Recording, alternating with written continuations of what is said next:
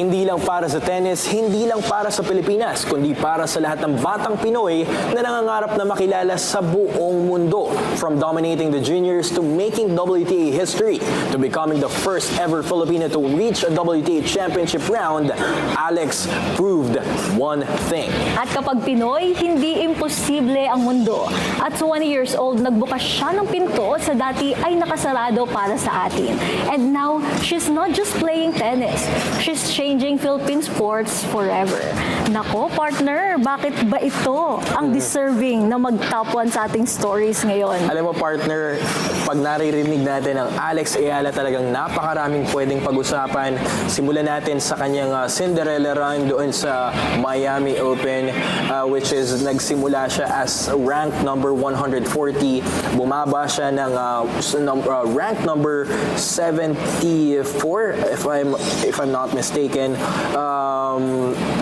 75 WTA rankings, no? At after nung kanyang Miami run is talagang nagsunod-sunod yung kanyang mga pag-ukit sa kasaysayan. Bumaba siya ng number 69 hanggang number 68. Tapos umakyat ulit siya dun sa mga after ng mga strong tournaments niya. Bumaba siya up until number 61 in the worlds, which is pinakamataas na naabot ng isang Filipina tennis player sa WTA rankings. Talagang nakakamangha. And yun nga, no, sa pagtatapos ng taon, talagang umabot siya hanggang rank number 50. Yes, ngayon. And nakaka-proud yun. And isang karangalan din na matalo niya yung ilang mga top 5 players sa mundo, no, partner?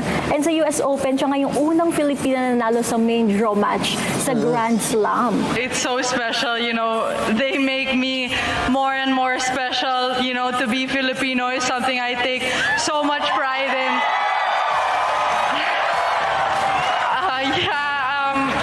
And you know, I don't have a home tournament, so to be able to have this community here at the US Open, like, I'm so grateful that they made me feel like I'm home. Doon kasi sa Miami Open, partner, talagang Grand Slam champions yung mga tinalo niya dito. Mga world rank tennis players, mga Grand Slam champions na sina Iga Swiatek, Madison Keys, Helena Ostapenko. No, yung mga yan talagang tinalo niya at talagang nakakamangha. Dahil walang nag-aakala eh. Yun yung sinasabi natin yung kanina, yung katulad ng yung mga billiards players natin kanina, sila AJ Manas. Ito nga, sabi ko, itong taon na to is taon ng mga underdog. No, which is ito pinatunayan ni Alex Ayala na isang underdog na talagang tumalo sa mga Grand Slam champions.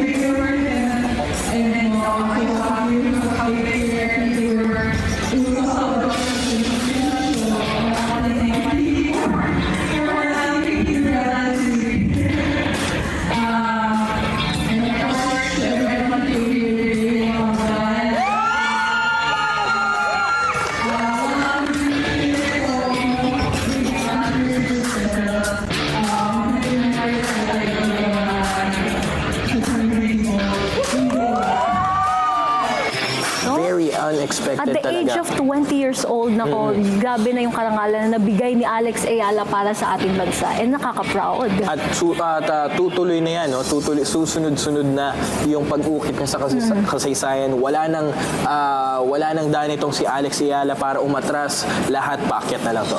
And oo nga, partner, sabi mo magtutuloy-tuloy. Next year, no, mag-host tayo, Philippines. Oo, first WTA 125 event Aabangan natin dito dyan sa si Pilipinas. Alex No? Ayala. At sa pangunguna ng Philippine Sports Commission at sa ng PhilTA. No? So lahat yan, magkakaroon tayo ng mga final deliberation kung kailan at kung saan. Pero meron na tayong mga inihahanda dyan para sa magaganap na competition na yan. Nako, Abangan natin yan very next year. exciting yan. No? Iko-cover natin yan, partner, syempre.